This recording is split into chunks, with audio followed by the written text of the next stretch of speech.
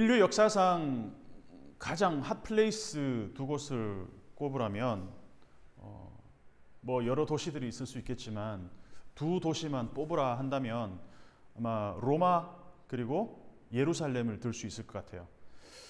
하나는 제국의 중심이었고 제국의 심장이었고 그리고 예루살렘은 종교의 중심이었습니다. 그래서 지금은 뭐 로마가 그냥 이탈리아의 한 도시일 뿐이지만 예수님이 살던 시대의 로마는 그냥 온 세계였습니다.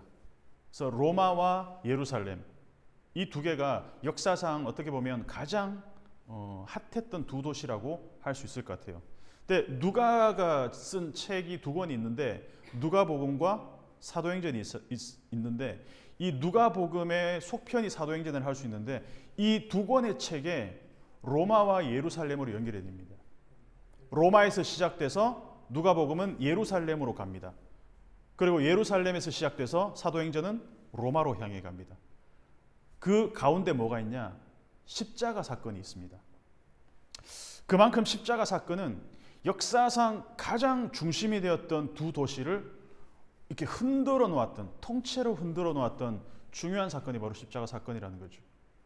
그럼 과연 그 십자가가 뭐길래 로마라는 대제국의 어떤 제국의 중심과 그리고 예루살렘, 종교의 중심인 예루살렘에 이 정도의 파급 효과가 있었던 것일까를 한번 봤으면 좋겠습니다. 교회 공동체 초기에는 어떤 예수 그리스도의 십자가 죽음과 그리고 부활의 증인들이 많았어요. 십자가에 달려 돌아가신 예수님을 본 사람도 많았고 다시 살아나시는 그 부활을 목격하신 분들도 많았습니다. 그래서 교회 공동체 초기에는 너도 나도 할 것 없이 예수님의 말씀 그리고 십자가 사건, 부활 사건을 증언했다는 거예요. 그래서 근데 시간이 지나면서 이 부활을 목격한 사람들이 그것을 후세에 전달하는 과정에서 어떤 일이 일어났었냐? 말씀을 교리화하는 작업이 일어났다는 것입니다. 십자가와 부활의 목격자들이 죽음과 생명을 경험하고 살았다면 그러면 그 십자가 사건과 부활 사건을 경험한 사람들이 다 죽은 다음에는 이 증언을 할 사람들이 없었기 때문에 그 증언들을 토대로 해서 어떤 이 말씀을 하나의 어떤 카테고리를 만들어서 교리화하는 조직적으로 하는 교리를 만드는 그런 과정이 있었다는 것이죠. 근데 그 과정에서 믿음이라고 하는 것이 예수 그리스도의 십자가와 부활의 사건은 몸의 이야기잖아요. 몸이 죽고 몸이 다시 살아난 이야기잖아요. 그 몸의 이야기가 조금씩 어디로 옮겨졌냐 하면은 머리의 이야기로. 그러니까 머리로 우리가 아는 것으로 점점 옮겨갔다라는 것이에요. 자, 말씀을 배운다, 교리를 배운다. 이거 장점이 있습니다. 어떤 장점이 있습니까? 교리화되면 어떤 내가 알기 쉬운 어떤 내가 논리적으로 받아들일 수 있는 어떤 그런 개념화되어서 이해가 빠르다는 장점이 있습니다. 근데 반대로 단점도 있습니다. 뭐냐면 내가 머리로 아는 것, 내가 교리를 머리로 익혀서 아는 것을 곧 그것을 내가 사는 것이라고 착각하기 쉽다는 거죠. 자, 운전을 한번 생각해 봅시다. 만약에 운전을 배우는데 연습을 해요. 차를 가지고 직접 연습을 하는 게 아니고 그냥 머릿속으로 연습을 하는 거예요. 시뮬레이션을 하는 겁니다. 이론으로 배우고 자, 이럴 때는 좌측 깜빡이를 켜고 이럴 때는 이렇게 연습을 머릿속으로 계속 연습을 하고 이렇게 상상만 계속 하는 거예요. 계속 한 10,000시간 정도 연습을 해요. 운전할 수 있겠습니까? 못합니다. 절대 못합니다. 내가 머리로 아는 것과 실제 내 몸이 기억하는 것은 그만큼 차이가 있다는 것입니다. 자, 나는 연습 많이 했어. 운전대를 잡지는 않았지만 나는 한 달 정도 계속 시뮬레이션 하면서 머릿속으로 연습해서 그 사람 운전하는 차 타고 싶으세요? 네, 용기가 있는 사람도 탈 수 없을 겁니다. 근데 교회 얘기를 한번 해보자면 자, 흔히 좋은 교회, 명설교를 하는 교회를 다니는 사람들이 있다고 생각합시다. 그러면 그 사람은 스스로 자기 객관화를 하기가 굉장히 힘들어요. 왜냐하면 내가 매주 좋은 말씀 듣고 좋은 분위기의 교회를 다니고 있기 때문에 나는 조용교회 성도고 따라서 나도 좋은 성도라는 어떤 그런 스스로 착각하는 오류에 빠지기 쉽다는 거예요. 근데 사실은 그렇지 않을 가능성이 높다는 거예요. 제가 말씀드리고 싶은 건 뭐냐면 내가 머리로 아는 것, 개념으로 아는 것, 교리화되어서 내가 뭔가를 아는 것이 그게 실제가 아닐 가능성이 굉장히 높다라는 이야기를 하는 겁니다. 그러면 또 하나는 교리를 우리가 배우고 안다는 것은 무엇이 옳고 무엇이 그른지 굉장히 명확하게 나누어 줍니다. 자, 이렇게 하지 말아야 되고 이렇게 해야 되고 우리가 이렇게 했을 때 우리가 어떻게 된다. 이런 그런 논리적인 전개가 있어요. 그래서 자칫 교리가 굉장히 중시되면 선악 이분법에 빠지기 쉽다는 거예요. 요즘 흔히 하는 MBTI 이런 거 하잖아요. 그러면은 누구 뭐 하면은 그 사람은 뭐 ENFP야. 그러면 뭐 즉흥적이겠네. 뭐 그냥 막 이렇게 했네. 그냥 한마디로 그냥 딱 이렇게 딱 나눠버리는 거예요. 사람을 어떻게 그렇게 뭐 그냥 단순하게 몇 종류로 이렇게 나눌 수 있겠습니까? 그죠? 이 세상에 60억, 70억 인구가 사는데 그렇게 나눌 수가 없다는 거죠. 교리라는 것도 마찬가지입니다. 말씀을 잘 정리한 어떤 체계적인 정리는 좋지만 자칫 잘못하면 뭔가 선악 이분법, 옳고 그런 것에 대해서 너무 좀 쉽게 나눌 수 있는 그런 좀 오류에 빠지기가 쉽다는 것입니다. 뭐가 옳고 무엇이 그른가에 집착을 하다 보면 나도 모르게 펜스의 높이가 점점 올라가는 경험을 하게 됩니다. 그러고 나서 이 펜스 바깥, 이 울타리 바깥은 위험해. 저기는 뭔가 우리 교리랑 좀 맞지 않아. 저기는 뭔가 조금 이상해. 이 안은 안전해. 저 교리가 조금 이상해. 뭔가 좀 위험해. 그래서 옳고 그른 거 너무 명확하게 나눈 사람, 그 많은 비율을 차지하는 사람 중에 하나가 바로 종교인들이라는 거예요. 특히 요즘으로 말하면 교회 다니는 사람들. 유독 종교적 열심이 강한 사람들에게 나타나는 것이 특징이라는 겁니다. 그래서 우리가 오늘 읽은 본문에서 예수님을 시험하는 율법 교사가 등장합니다. 누가복음 10장에 율법 교사는 뭘 가르치는 사람이겠습니까? 율법을 가르치는 사람이겠어요. 그러면 뭐에 능통할까요? 이 토라 구약의 말씀에 그냥 능통한 사람이 전문가예요, 전문가. 얼마나 전문가가 얼마나 해박하겠습니까? 뭘 해야 되고 뭘 하지 말아야 되는지, 금기와 권고, 금기와 해야 되는 것에 대한 기준이 명확했을 거란 말이죠. 자, 오늘 우리가 읽은 누가복음 10장의 큰 범위는 누가복음 전체에서 제자도 섹션, 그러니까 9장에서 19장까지 이 긴 10장의 이 장이 전부 다 제자도입니다. 예수님과 제자들이 함께 예루살렘을 향하여 걸어가는 그 길 위에서 일어난 일들이에요. 그래서 이 사람이 율법 교사가 예수님한테 질문을 합니다. 무슨 질문을 합니까? 무엇을 하여야로 시작합니다. 선생님, 내가 무엇을 하여야 영생을 얻으리까? 율법 교사가 이 질문을 했습니다. 그런데 이 질문의 시작이 뭐예요? 예수님께 그냥 단순히 질문을 한 게 아니라 예수님을 어떻게 하려고? 시험하여 이르되. 예수님을 테스트하는 거예요. 영생을 얻는 방법, 그게 뭡니까? 이렇게 예수님께 묻는 거예요. 그러니까 예수님이 오히려 반문하죠. 율법에는 뭐라고 기록되어 있냐? 그러니까 율법 교사니까 정답을 알고 있을 거 아니에요? 쉐마, 신명기 6장에 뭐라고 나와 있습니까?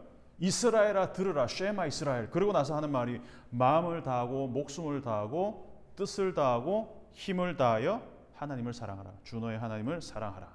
그리고 나서 레위기 19장하고 딱 연결시킵니다. 너의 이웃을 네 몸과 같이 사랑하라. 정답. 율법 교사가 정답을 얘기했어. 근데 속으로 내가 정답 맞추고 나면 좀 어때요, 기분이? 기분이 좋죠? 좀 어색했을 것 같아. 내가 정답 맞췄어. 근데 예수님이 뭐라고 대답하시냐면은 네가 오라라고 대답을 하지 않았다는 거예요. 잘 보면 네 대답이 옳도다 이렇게 얘기해요. 네 대답이 옳도다. 옳도다가 헬라어로 옳토스예요. 옳토스. 비슷하죠? 네가 옳토스. 헬라어나 한국말이나 좀 비슷해요. 네가 옳토스. 네가 옳도다. 자, 빙고. 정답 알았어. 알았으니까 대답대로 살아. 그러면 네가 살 거야. 자, 옳은 대답을 갖고 있는 거 좋아. 네가 맞춰서 좋아. 근데 대답이 옳은 것과 그 대답대로 내가 살아가는 거는 별개의 문제라는 이야기를 지금 하고 있습니다. 근데 우리나라는 어릴 때부터 정답 맞추는 거 되게 좋아하잖아요. 맞죠? 정답 맞추면 선생님도 좋아해주고 성적도 올라가고 집에서도 막 맞췄어. 학습지 푸는 정답 동그라미 치면 또 좋아하잖아요. 자, 정답을 맞추는 교육에 공을 들여왔어요. 우리는 그죠? 다 그렇게 살아왔어요. 근데 교회에서도 주일학교에서 정답을 가르쳐주고 아이들이 그 정답을 말하면 우리 누구누구 맞췄어. 정답이야.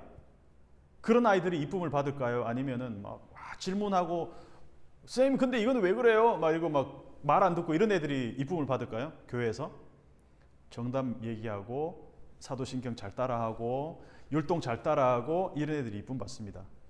어쩔 수 없는 것 같아요. 그죠?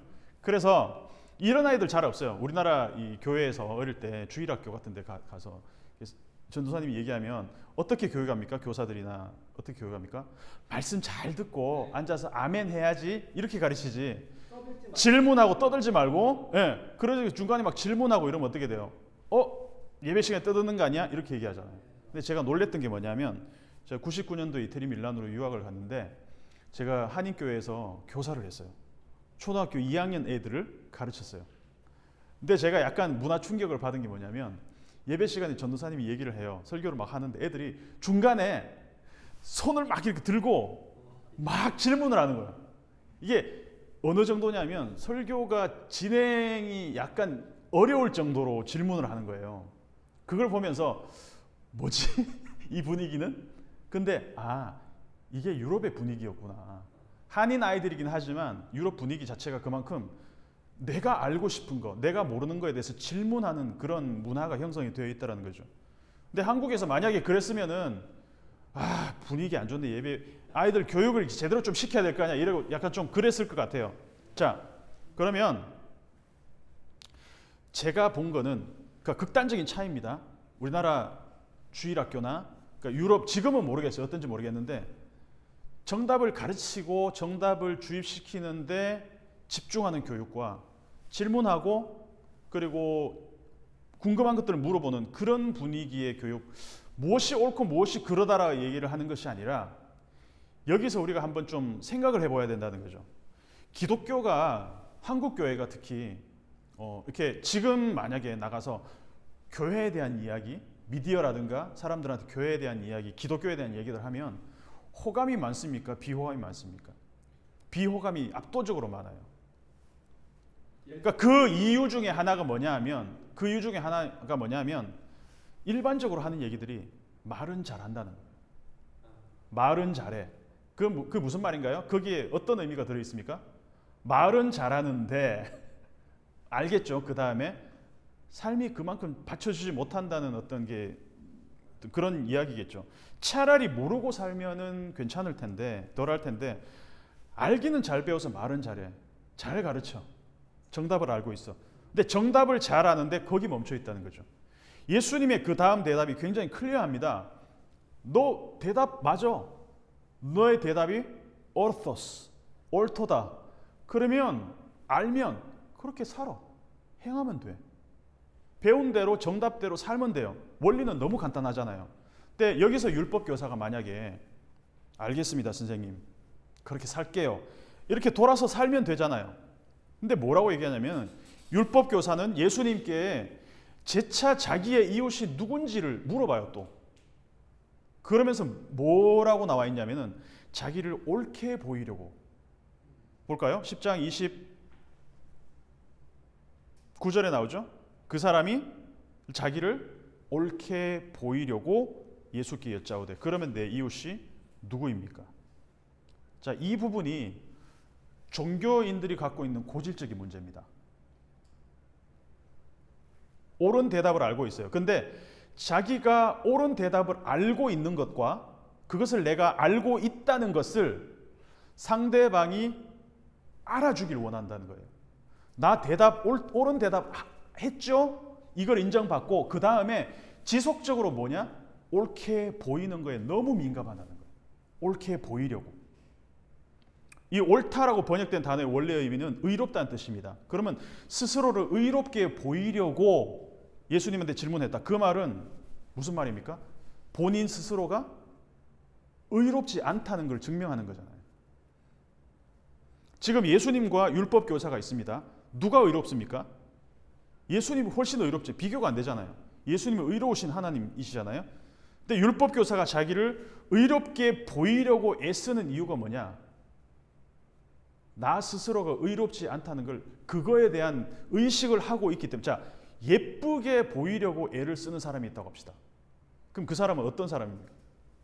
스스로 내가 안 예쁘게 보이면 어떡하지에 대해서 굉장한 컴플렉스를 갖고 있는 사람일 경우가 높아요. 스스로 정말 예쁜 거에 대해서 스스로 굉장히 어떤 그 자신감이 있고 내가 예쁘다라고 자의식이 높은 사람이라면 예쁘게 보이려고 하지 않아요. 왜? 그럴 필요가 없으니까 굳이. 그래서 여기는 우리는 종교인이 갖고 있는 한계를 만나야 된다는 겁니다. 뭐냐? 본인이 의롭지 않다는 걸 안다면 의롭게 보이려고 애를 쓰는 것이 아니라 주님, 선생님, 예수님, 제가 그렇게 의롭지가 않습니다. 저는 죄인입니다. 저한테 긍휼을 내려주십시오. 이게 솔직한 거예요, 사실은. 내가 주님 앞에 설 수 있는 가장 최고의 모습은 내 있는 그대로 나는 죄인입니다. 나는 의로운 존재가 아닙니다라는 건 주님 앞에 고백하는 거라는 것이죠. 근데 종교인이 이걸 못해요. 이걸 못해요. 인정하고 싶지 않은 거예요. 종교 생활 고인물일수록 더 그렇습니다. 10년, 20년, 뭐 부모, 할아버지, 아니면 선교사 때부터 믿어온 뭐 몇 대째 가문, 아니면 뭐 목사 가정, 이런 백그라운드가 화려한 고인물일수록 내가 의롭지 않은 존재다라는 걸 드러내는 거 힘들어합니다. 그래서 오랜 시간을 배우고 학습한 교리들이 그냥 나한테는 스쳐 지나가는 교리적인 어떤 삶의 껍데기 뿐이다라는 걸 내가 인정하기 쉽지가 않아요, 사실. 왜냐하면 사람들이 나를 그렇게 보지 않을 거라고 믿기 때문에. 이 정도 생활했으면, 이 정도 신앙생활했으면 저 사람은 굉장히 신앙도 깊고 삶이 참 하나님으로 충만할 거야 라고 기대하고 있을 거라는 걸 본인이 알아요. 그래서 점점 더 자기 자신의 실체를 들키지 않기 위해서 옳게 보이는데 점점 더 애를 쓸 수밖에 없습니다. 그게 고질적인 문제입니다, 사실은. 이 종교 율법 교사의 문제일 뿐만 아니라 특히 교회 고인물들에게 저를 비롯한 많이 나타나는 증상이라는 것이죠.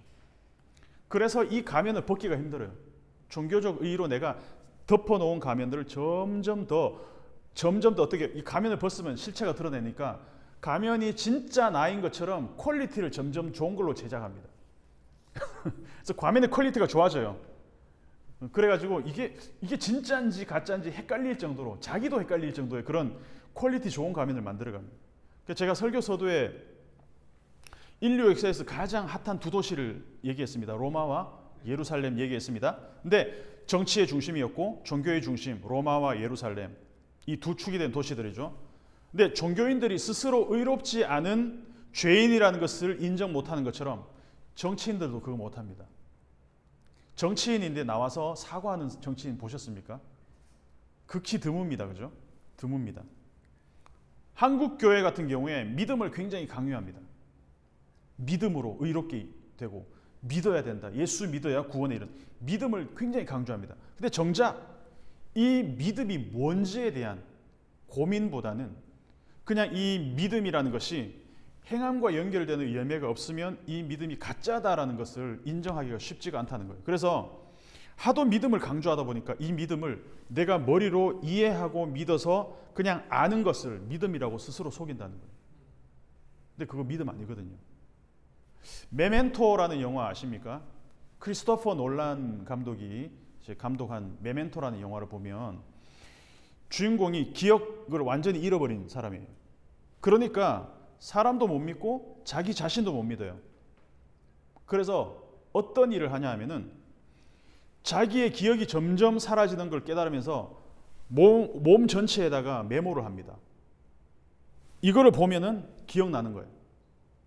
그러니까 믿을 수 있는 건 뭐냐? 내 기억도 못 믿고 다른 사람의 말도 못 믿어요. 그러니까 오직 믿을 수 있는 유일한 게 뭐냐? 내 몸에 쓴 메모밖에 없다는 거예요. 내 몸이 유일한 진실이라는 것을 이 사람이 알고 있습니다. 지금 내 몸이 하고 있는 게 진짜입니다. 가장 정확하게 내가 누구이고 내가 무엇을 하고 있는지를 보면 그 사람이 지금 그 사람의 지금의 수준을 체크해 볼 수가 있다는 거죠. 그래서 우리를 속이고 있는 것이 뭐냐? 머리로, 교리로, 어떤 지식적인 교리적 개념으로 내가 알고 있으니까 나는 그렇게 살고 있어라고 믿는 것. 그게 우리를 굉장히 교묘하게 속이는 거라는 거죠. 자, 교회 안에서 괜찮아 보인다. 저 사람 직분이 있다. 신학의 경력이 오래되었다. 소위 말해서 아까 말했지만 고인물이다. 그러면 스스로도 그렇게 나는 어느 정도 수준에는 지금 있어라고 스스로 그렇게 믿고 산다는 거예요. 예수님이 제자들 모아놓고 이런 거 안 했잖아요. 자, 베드로, 요한, 야고보, 빌립, 안드레. 자, 오늘은 1단계. 그래서 이거 수료하고 나면 2단계, 3단계, 심화학습. 5단계까지 딱 했을 때 수료증 주고 예수님의 제자로 너를 임명한다. 이렇게 합니까? 안 되면 4단계에서 넘어졌어. 그러면 오케이. 너는 다음 1단계 다시 재수강. 이런 커리큘럼 예수님 만든 거 못 봤습니다. 예수님 뭐 했어요? 제자들하고? 그냥 몸으로 사셨어요.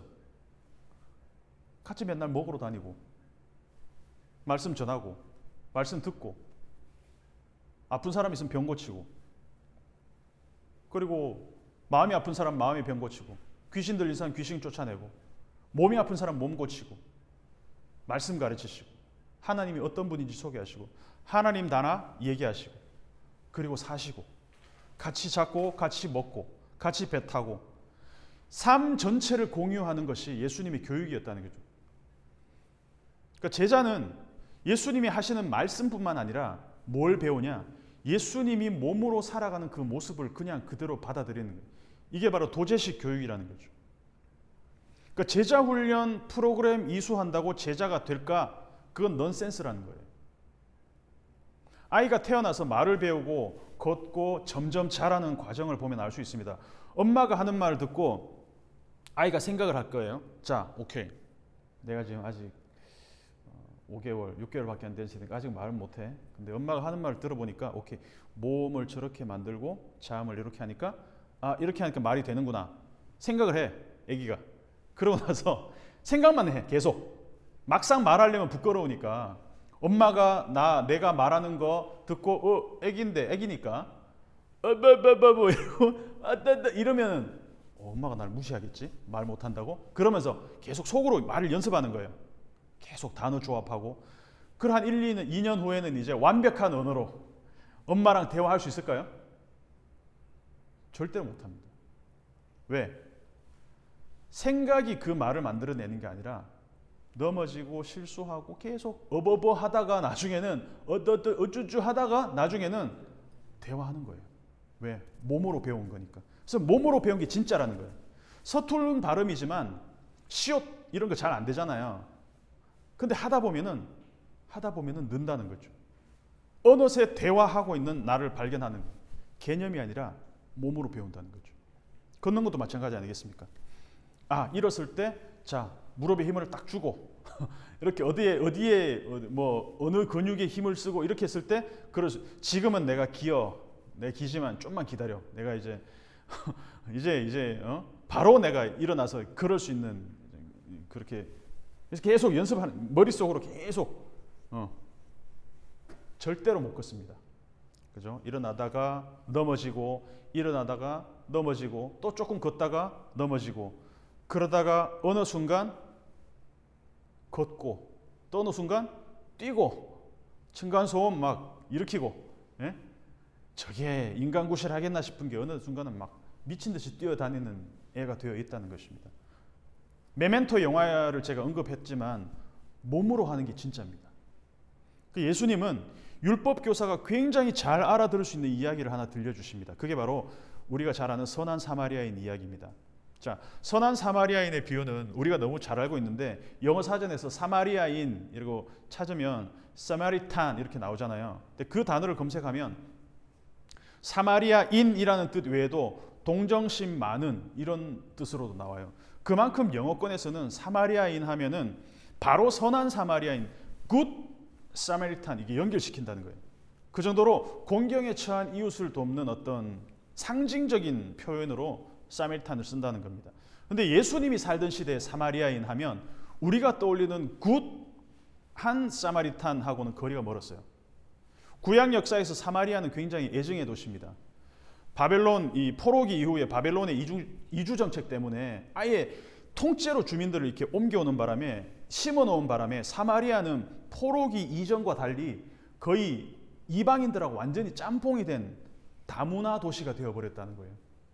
그래서 유대인들의 의식 속에 사마리아 하면 어떤 생각이 들었냐면 뭔가 정통 유대인들의 어떤 적통 유대인들의 이런 무디기가 아니다. 그래서 뭔가 조금 우리와는 다른 부도덕하고 뭔가 좀 이방인스럽다는 그런 인식이 강했다는 거예요. 그런 의미에서 예수님이 하셨던 그 비유가 굉장히 충격적이었을 거라는 거죠. 어떤 사람이 예루살렘에서 여리고로 내려가다가 강도를 만나서 거의 죽게 될 정도로 맞았어요. 그래도 옷도 다 뺏겨서 벌거벗은 만신창이 상태로 쓰러져 있습니다. 근데 마침 여기를 지나가는 사람이 3명이 있는데 처음에 제사장이 지나갑니다. 제사장이 그 길로 내려가다가 그를 보고 피하여 지나가고 31절을 보시면 마침 한 제사장이 그 길로 내려가다가 그를 보고 피하여 지나가고 32절도 마찬가지입니다. 또 이와 같이 한 레위인도 그곳에 이르러 그를 보고 피하여 지나가되 마치 짠 것처럼 보고 피하여 지나가는 이 패턴을 똑같이 반복합니다. 여기서 지나가다라는 표현인 안티파레르코마이 좀 발음이 어렵죠. 이 말이 뭐냐면은 안티라는 말부터 벌써 뭔가 조금 수상스럽지 않습니까? 멀리서부터 보고 이미 저 사람은 내가 피해가야 되겠다라고 반대편으로 갈 마음을 먹었다는 뜻이에요. 우리가 이제 신약 전체에서 딱 31절, 32절 여기 두 군데만 쓰여 있는데 이 말이 길을 가는데 멀리서 이렇게 전단지 나눠주는 사람이 딱 있어요. 그러면 어떻게 합니까? 네, 가서 보고 이렇게 멀리서 딱 보면은 피해 가야지 하고 멀리서부터 지금 피해갈 생각을 하는 거예요. 그러니까 지금 레위인과 제사장은 이미 쓰러져 있는 사람을 보고 가다가 아예 일찌감치 길을 돌려서 반대 방향으로 가기 시작했다는 겁니다. 근데 율법 교사가 이 얘기를 딱 들었을 때 약간 충격적이지 않겠습니까? 레위인이나 제사장이나 약간 자기랑 좀 비슷한 동종업계 사람들인데 종교적으로 뭔가 이렇게 심취한 사람들인데 심지어 예루살렘에서 여리고로 가는 길이니까 추측해 볼 수 있죠. 이 사람들의 레위인과 제사장이 예루살렘에서 여리고로 가는 거는 예루살렘에서 뭘 했다? 뭔가 지금 성전에서 예배를 드리거나 뭔가 어떤 종교적인 행위를 하고 오는 길일 거라고 우리 추측해 볼 수 있잖아요. 그러면 어떻겠습니까? 예배 은혜 받고 랍비께서 하시는 말씀 이 당시에 뭐 이렇게 회당이나 성전 같은 데서 이야기를 딱 듣고 나왔으면 뭔가 어떤 동정심이 생겼을 거 아니에요. 그럼에도 불구하고 여리고로 가는 길에 그 강도 만난 사람을 보고 바로 본능적으로 피해서 갔다? 이거 좀 충격이지 않았겠냐라는 것이죠. 근데 여기서 반전이 일어납니다. 사마리아인이 딱 등장했습니다. 그렇게 별로 이렇게 꺼림칙하게 생각하는 사마리아인이 딱 등장했어요. 근데 제사장과 레위인은 거의 죽게 된 강도로 만난 사람을 보고 그냥 지나쳐갔는데 갑자기 나타난 이 사마리아인은 어떻게 합니까? 자, 한번 읽어봅시다. 10장, 누가복음 10장 31절, 32절, 33절 어떤 사마리아 사람은 여행하는 중 거기 이르러 그를 보고 불쌍히 여겨 34절을 같이 가까이 가서 기름과 포도주를 그 상처에 붓고 싸매고 자기 짐승에 태워 주막으로 데리고 가서 돌보아 주니라. 자, 이 사람은 심지어 뭘 하고 있었어요? 여행 중이었어요. 여행 중에 내 몸과 마음을 쉬러 온 여행 중에 이 사람을 딱 만난 거예요. 어떤 의미겠습니까? 예배를 드리고, 우리가 뭐 레위인과 제사장이 예배를 드리고 왔다고 단정할 수는 없겠지만 추측을 해보는 거예요.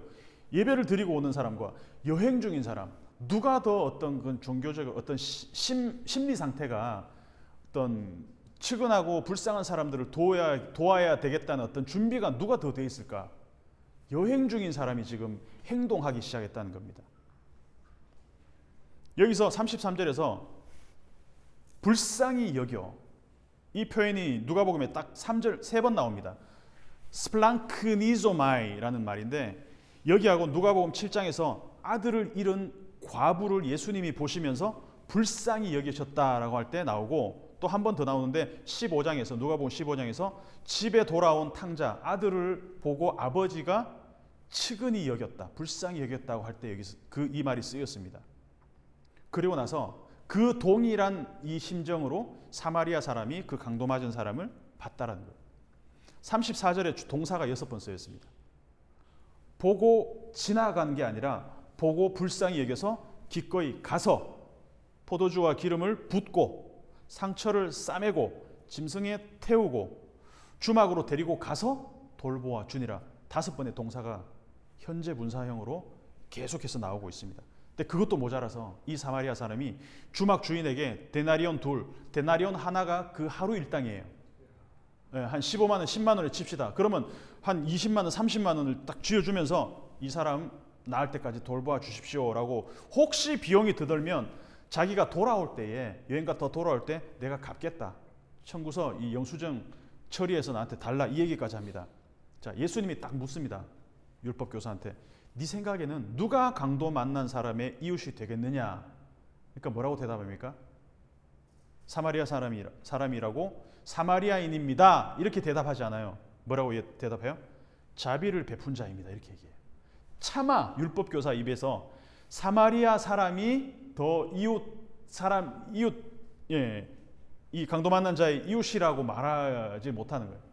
여기서도 율법 교사의 이게 나타나는 거예요. 자기의가 나타난다는 거죠. 왜? 사마리아 사람은 선택받은 언약 백성하고 좀 거리가 먼 사람이라고 여겨왔는데, 그가 가장 윤리적이고 가장 자비롭고 가장 동정심이 많은 사람으로 나타났다? 충격적인 이야기, 이게 픽션이든 논픽션이든 간에 충격적인 이야기로 다가왔을 거예요. 누가복음 19장에 보면 누가 나오냐면 삭개오가 나옵니다. 이 삭개오는 사람들 사이에서 어떤 평판을 갖고 있었냐? 탐욕적이고 죄인이고, 특히 그 사람들이 싫어하는 직업 중에 하나가 세리잖아요. 그 세리장, 그 사람 집에 예수님이 들어가십니다. 의도적으로 누가는 그 장면을 보여주고 있어요. 왜 그럴까요? 우리가 볼 때 사마리아 사람이나 삭개오나 세리나 죄인들이나 몸을 파는 창녀나 탐욕적인 인간, 죄인, 자기 욕망대로 사는 사람처럼 보여도 하나님의 구원이 임하면 그런 사람조차 자신의 탐욕에서 나눔의 삶이 될 수 있다는 것을 강력하게 보여주고 있다는 거죠. 그래서 누가복음엔 특히 이방인들, 여자들, 소외받은 사람들이 많이 등장해요. 누가라는 사람 자체가 유대인이 아니고 이 시리아 쪽 이방인이 있을 거라고 추측을 합니다. 그래서 누가복음에서 그런 울타리 바깥에 있는 사람들, 그 사람들의 이야기를 많이 다루고 있어요. 그 사람들이 예수님을 만나고 예수님의 구원에 이르는 장면들을 굉장히 많이 보여줍니다. 그래서 옳고 그름의 이 경계선에서 비교적 아웃사이더들, 아싸들, 그 사람들이 오히려 예수님의 긍휼을 입는 사람들로 더 많이 등장을 하고 있다는 거죠. 자, 사마리아인이 강도 만난 사람에게 베푼 행동은 어떻습니까? 철저하게 자기중심적이 아니고 타인중심적입니다. 그 사람의 필요를 섬긴 이웃사랑의 샘플과 같다는 겁니다. 그래서 이웃사랑은 뭐냐? 내가 편리한 방식으로 하는 것이 아니라 상대방의 필요를 내가 채우는 것, 그것이 이웃사랑이라는 거예요. 그렇게 하지 않을 때는 미안하지만 사랑이 오히려 폭력이 될 수 있다는 겁니다. 프란츠 카프카의 변신이라는 책이 있어요. 변신. 이 내용이 그런 겁니다. 주인공 이름이 그레고리 잠자예요. 잠자가 잠을 자고 있었는데 그레고리 잠을 많이 잤던 것 같아요. 근데 잠에서 깨어났는데 벌레가 되어 있는 거예요. 예, 뭐 풍뎅인지 무슨 바퀴벌레인지 모르겠는데 벌레로 되어 있어요. 여러분 그 생각 한번 상상해 보십시오. 내가 일어났는데 내가 갑자기 막 발이 막 8개 있고 가는 다리가 8개 있고 몸에 털이 나 있고 벌레가 되어 있어. 기분이 어땠겠습니까? 근데 이 황당하죠. 주인공이 벌레가 됐는데 가족들이 밖에서 하는 얘기가 다 들려요. 가족들이 얘기가 들리는데 내가 가족들한테 말하는 소리를 말을 하면은 이게 가족들한테는 벌레 소리를 들리는 거예요. 그러니까 가족들은 내가 지금 자기들이 하는 이야기를 다 듣고 있다는 걸 몰라요. 그냥 벌레일 뿐이에요. 이게 집안에 우리 식구, 우리 아들, 우리 오빠라는 거를 아는데도 꽤 이제 충격적인 어떤 그런 시간이 걸렸어요. 근데 이 가족들이 기분이 어땠겠습니까? 벌레로 변한 아들, 벌레로 변한 오빠. 처음에는 기겁을 했는데 그래도 가족이니까 막 먹을 것도 갖다 주고 먹을 것도 막 이렇게 프레시하고 신선한 것도 아니고 막 이렇게 사람이 먹기도 애매한 그런 걸 갖다 줘요. 그리고 막 징그럽다고 아버지는 막 사과를 던져가지고 등에 사과가 이렇게 박힌 채로 막 살아요 또. 그러니까 벌레로 변신한 아들, 벌레로 변신한 그 오빠의 모습을 보는 것도 두려워합니다. 차마 죽이거나 쫓아내지 못해도 그래도 가족인데 그러면서 나름대로 가족이니까 해준다고 하는 방식들이 전부 자기 편한 방식이라는 거죠. 제가 이 소설을 읽으면서 느낀 거는 이 가족들이 벌레로 변한 이 그레고리 잠자를 위하는 행동들이 전부 자기 위주로 자기 방식대로 나는 이렇게 했다. 나는 이렇게 너를 그래도 챙겼다라는 생각을 하고 있는데 그래도 한때 가족이었으니까 마지못해서라도 이 정도는 해야지. 최소한의 인간적인 감정을 갖고 있지만 그 정작 내면에는 가족들 전부가 어떤 생각을 공통적으로 가지고 있냐면 저 벌레가 없어졌으면 좋겠다. 빨리 죽었으면 좋겠다. 그 생각을 갖고 있다는 거예요. 내가 이 정도 해주는 게 어디야? 이 생각들을 공통적으로 갖고 있다는 거예요. 그럼 나중에는 그 벌레로 변한 그레고르 잠자의 이 방도 안 치우고 먼지가 쌓이고 주인공은 막 먼지 가운데서 구덩이에서 등에는 사과 하나 박혀 있고 다리도 벌레 다리니까 막 개수는 많고 가느니까 제대로 걸을 수도 없고 먹는 것도 힘들고. 근데 아이러니하게도 이 가족들을 생각해서 내 모습 보면 이 가족들이 놀랄까 봐 오히려 이 주인공이 가족들을 더 위한다는 거예요. 벌레가 사람들을 더 생각하고 그들을 배려한다는 거예요. 아이러니입니다. 누가 강자고 누가 약자입니까? 벌레로 변한 주인공이 약자고 가족들이 강자잖아요. 강자가 약자를 배려하는 게 아니고 약자가 강자를 배려하는 거예요. 근데 진짜 배려와 진짜 동정과 진짜 자비는 누가 누구한테 하는 겁니까? 강자가 약자에게 하는 겁니다. 강자가 약자를 돕는 거잖아요. 그래서 강자가 원하는 대로 그 방식대로 내가 해놓고 내가 너를 위해 이 정도까지 하지 않았냐라고 하는 것을 드러내는 거, 이거는 사랑이 아니고 이거는 폭력일 수 있다는 거예요. 흔히 엄마들이 아이들한테 그런 얘기 하잖아요. 뭐 엄마가 너 얼마나 사랑하는지 알아? 이렇게 물을 때는 대체로 그 뒤에 어떤 이야기들이 이제 표면적인 이면에는 어떤 이야기들이 있냐? 그러니까 알아서 잘해. 그러니까 공부 열심히 해.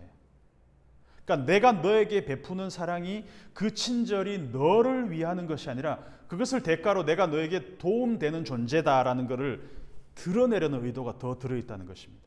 그래서 사랑을 무교로 해서 자신의 존재를 입증하려고 한다면 그것은 사랑을 가장한 폭력이 될 수 있다는 이야기를 하는 겁니다. 자, 그래서 이야기의 결론으로 쭉 가자면은 제자도라는 것은 내 교리, 어떤 내가 제자도의 어떤 그런 커리큘럼을 내가 배워서 내가 제자가 되는 것이 아니라 뭐냐? 몸으로 사는 거다. 스승의 삶을 내가 그 삶을 따라서 살아가는 것이다. 몸을 들이나는 것이 뭐냐 그러면 내 시간과 내 물질을 드리는 것입니다. 내 시간과 돈을 어디에 가장 많이 쓰고 있느냐를 들여다보면 내 삶의 수준을 알 수 있다는 겁니다. 이 사마리아 사람이 뭘 드렸습니까? 자기의 시간과 자기의 돈을 드렸습니다. 여행 중이었는데도 불구하고 내 시간과 내 돈을 들여서 공경에 처한 사람을 끝까지 도왔습니다. 내 시간과 돈을 어디에 가장 많이 쓰고 있는지를 보면 답이 나온다는 것이죠. 네 생각에는 누가 강도 만난 자의 이웃이 되겠냐? 자비를 베푼 사람입니다. 즉 자비를 행한 사람이 이웃이 될 것입니다. 그래서 뭐냐? 자비와 긍휼은 마음의 상태가 아니라 뭐냐? 자비를 행한 포예요. 자비를 행한 그것을 행동으로 만들어낸 사람이 이웃이다라는 거죠. 부활절입니다. 부활주일입니다. 아까 로마와 예루살렘 이야기를 했습니다. 부활이 뭡니까? 죽음이라는 과정을 거쳐야 부활을 하는 거잖아요. 로마에서 시작한 누가복음의 여행이 어디서 끝나냐? 예루살렘에서 끝납니다. 누가복음에서. 근데 십자가 위에서 일어난 그 사건이 뭡니까? 그래서 하나님이 형상으로 만드신 그 사람을 몸으로 사랑하신 그 사랑을 강력하게 표현된 게 바로 십자가 사건이라는 거죠. 그래서 우리가 고백하는 예배 시작 때 고백하는 사도신경 전부 몸의 이야기입니다. 예수님은 가장 의로운 분임에도 불구하고 자기를 의롭게 보이려고 애쓰는 삶을 전혀 살지 않았습니다. 왜? 머리가 아닌 몸으로 살았기 때문에. 하나님 인간을 죽음에서 구원하시기 위해서 사람의 몸으로 오셨습니다. 그죠? 하나님이 의롭기만 해. 그냥 의로우신 하나님일 뿐이야. 그러면 인간의 구원을 절대 이루어나지 않습니다. 하나님은 종교인들처럼 자기의 옳음을 내세우려는 것이 아니라 우리와 같은 사람을 몸으로 오셨다는 겁니다. 율법사는 자신을 옳게 보이려고 예수님께 물었습니다. 내가 옳을수록 무자비해집니다. 근데 예수님은 자기의 옳음을 증명하는 삶을 한 번도 살지 않으셨다는 거죠. 머리로 사는 것, 교리적 개념으로 사는 것 쉽습니다. 근데 몸으로 사는 게 어렵습니다. 저도 그렇습니다. 근데 몸으로 사는 것만이 진짜입니다. 그게 진짜입니다. 머리로 걷는 상상을 아무리 해도 걸을 수 없는 것처럼 머리로 교리를 달달 외워도 성경 66권을 달달 외워도 그것으로 내가 살 수가 없다는 거죠. 그 일을 위해서 예수님이 몸으로 오셨습니다. 몸으로 십자가에 죽으셨습니다. 몸이 부활하셨습니다. 전부 몸의 이야기입니다. 그래서 오늘 제목을 몸으로 오셔서 몸이 죽으시고 몸이 다시 살아나심, 이런 제목을 제가 붙여봤습니다.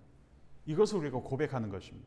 그래서 이 부활주일에 다시 한번 예수님이 역사 가운데서 보여주신 그 몸의 이야기를 우리가 기억하고 그 예수님과 더불어 살아가는 우리가 되었으면 좋겠습니다.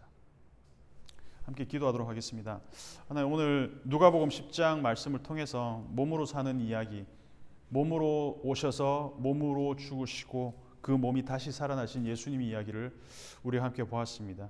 그래서 머리로 사는 것이 아니라, 교리적 개념으로 사는 것이 아니라 몸으로 사는 것이 진짜라는 것을 다시 한번 기억하고, 다시 한번 우리가 예수 그리스도의 죽음과 부활을 따라서 몸으로 살아가는 그런 우리의 삶이 될 수 있도록 다시 한번 기도하면서 나오도록 하겠습니다.